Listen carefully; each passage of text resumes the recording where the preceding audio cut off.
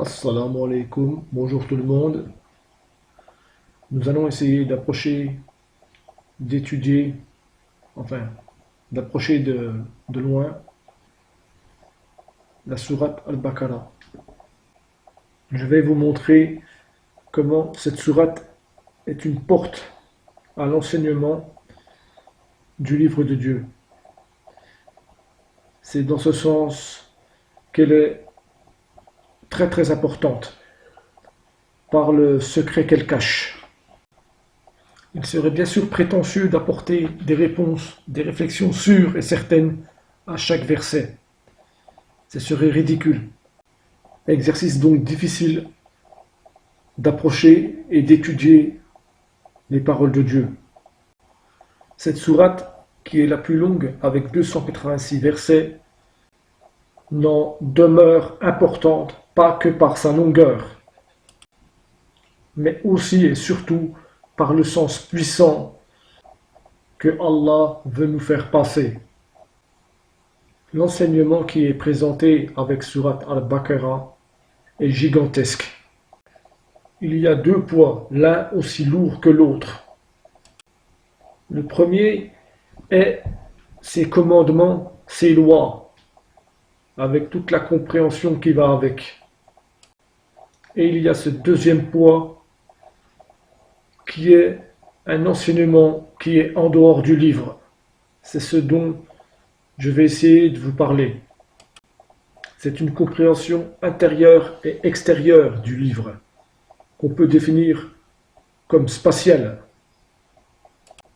Dans cet espace spatial intelligent où Dieu veut nous mener.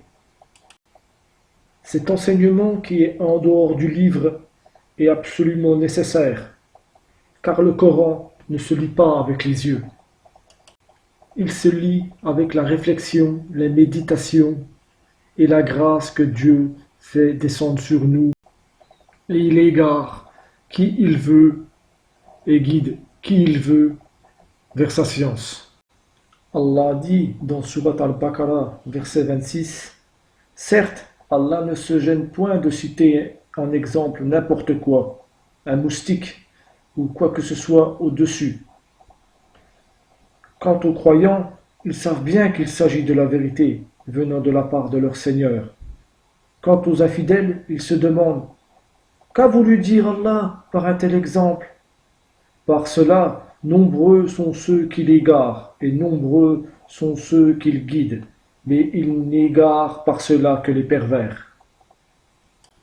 Dès le début de la sourate, nous nous trouvons devant un mur d'incompréhension. Lorsque Dieu s'entretient avec Adam, les anges et Iblis, et calme rapidement nos ardeurs de chercheurs et de prétendants connaisseurs. Allah nous montre presque qu'il n'est pas utile d'aller plus loin si nous ne comprenons pas l'aspect extérieur du livre, les sciences de l'en dehors, de l'extérieur.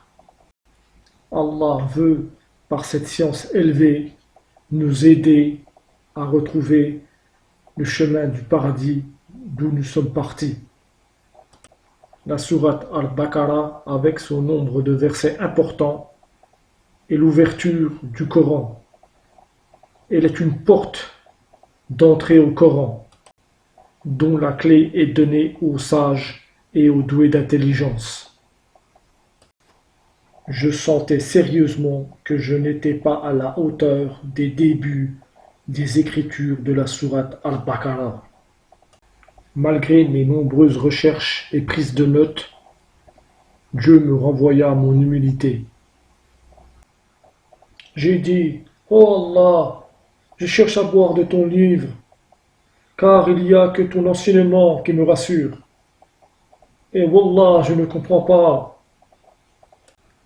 Et je suis allé chercher en dehors des versets de la sourate, le titre de la sourate Al-Baqarah. Al-Baqarah, la vache. Et la porte s'est ouverte. La clé de la sourate Al-Baqarah, c'est la vache. Oui, toute la science du livre et de la sourate Al-Baqarah se trouve dans la vache. au sens propre et figuré du terme. Allah a utilisé la vache pour des raisons bien précises. Il faut donc aller connaître cet animal tant banalisé et tant méconnu, considéré juste comme un outil de production par les humains. Tant de mauvaises expressions lui sont attribuées. Oh la vache, elle est grosse comme une vache, la vache folle.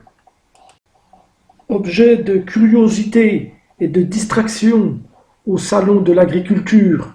Notre savoir est évidemment supérieur à elle. Elle n'est pas rapide dans ses déplacements. Et pourtant, Allah l'a choisie malgré l'étonnement hautain des croyants. Allah, lui offre un statut de titre de sourate, de sa plus grande et importante sourate, Al-Baqarah. La science ne vient que de Dieu, et perdants sont les ignorants. Avec Allah, c'est la vache qui guide, qui vient conduire les croyants, et surtout les idiots. Allah lui rend tous les éloges par ce titre divin. Le troupeau, ce n'est pas elle, mais nous. Par cet animal, Allah enveloppe tous les versets de sa sourate. Voyons les caractéristiques de ce bovin. Il est l'animal le plus productif au monde de liquide comestible, le lait, qui aide à la croissance, au développement osseux du corps humain. Je vous montre ces quelques chiffres qui vous donneront le vertige. Bismillahirrahmanirrahim. Alif Lam Mim. Dhalika al-kitabu la rayba fihi hudan lil-muttaqin. الذين يؤمنون بالغيب ويقيمون الصلاة ومما رزقناهم ينفقون والذين يؤمنون بما أنزل إليك وما أنزل من قبلك وبالآخرة هم يوقنون أولئك على هدى من ربهم وأولئك هم المفلحون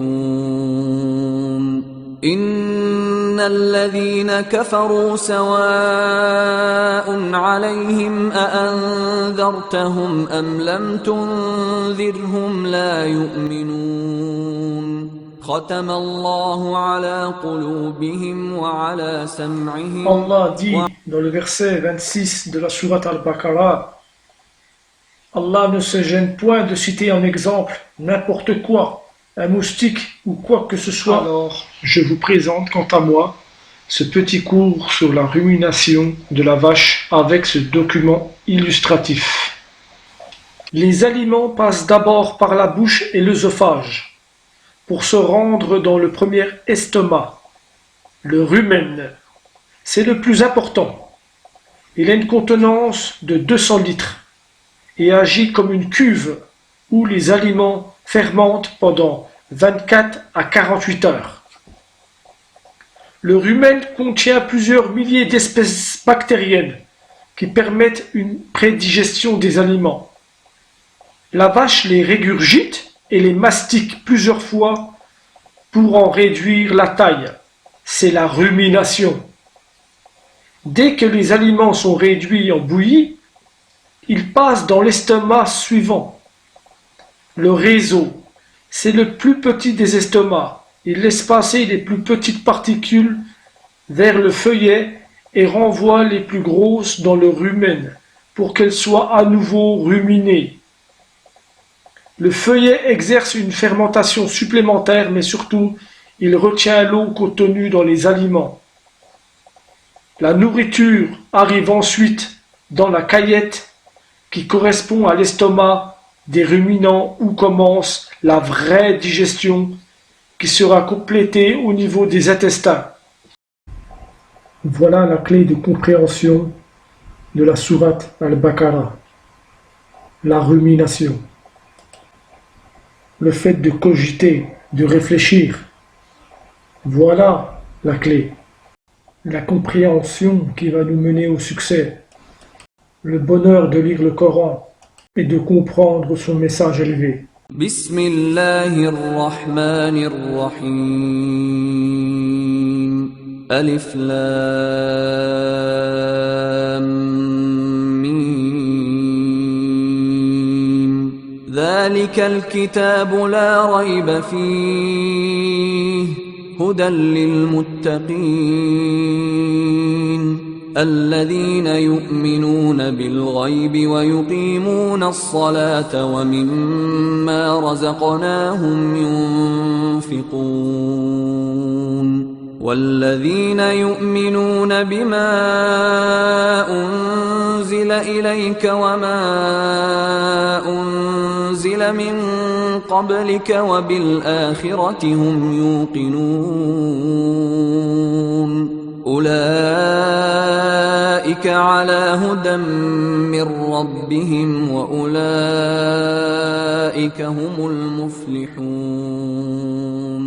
إن الذين كفروا سواء عليهم أأنذرتهم أم لم تنذرهم لا يؤمنون ختم الله على قلوبهم وعلى سمعهم وعلى أبصارهم غشاوة ولهم عذاب عظيم ومن الناس من يقول آمنا بالله وباليوم الآخر وما هم بمؤمنين